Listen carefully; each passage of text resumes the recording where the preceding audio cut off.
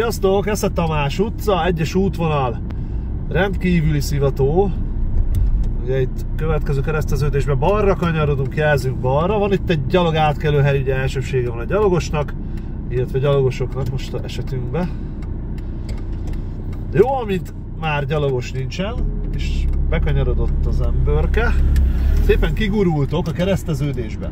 Körülnéztek, ha nem jön senki, akkor kikanyarodhattok, és itt egy nyitott kerékpársávhoz kanyarodtok ki, és jobbra visz az útvonal, jobbra indexelünk tükör, holtér, és kötelesek vagytok így belehúzódni a nyitott kerékpársávba. Máskülönben bukás van, ha kívülről kanyarodtok. Nagyon jó. Jön egy jármű, őt kiengedjük, hiába van elsőbségem, olyan szűk ez az utca, hogy nagyon nehéz kiférni. Plusz még, ha gyalogosunk is van, őt is elengedjük, nagyon jó a videó kedvéért, ez így tök jó, hogy beadott mindent, ami lehetséges, és nagyon lassan kanyarodjunk be, nagyon jó. Tehát így kell ezt a végrehajtani, ezt a feladatot, talán az 1-es útvonal egyik legszivatósabb része.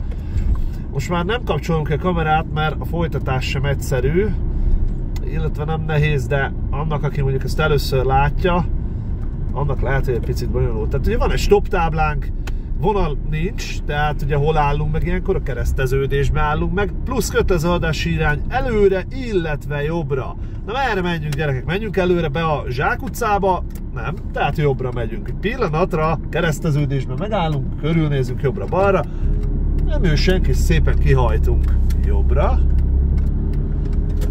és itt is amennyire lehet, ugye jobbra tartunk, kerékpárosunkat elengedjük,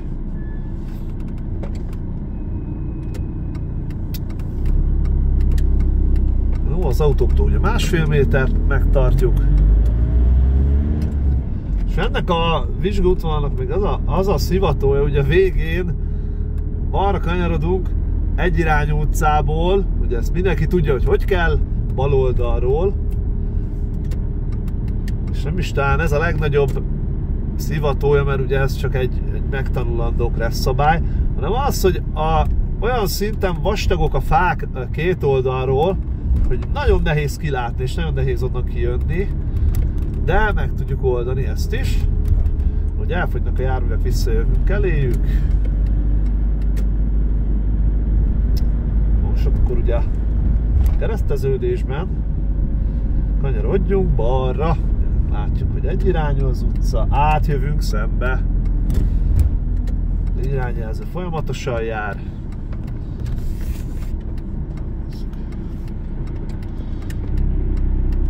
Most annyira kitesszük a járművet, amennyire csak tudjuk. Ugye a fáktól nagyon nehéz a kilátás, innen is, onnan is. Jó, most, hogyha kitisztul a helyzet, kikanyarodunk.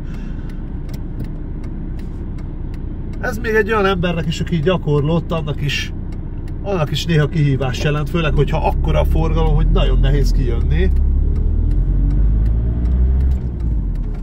Jó, ez volt az 1-es útvonal szivatója.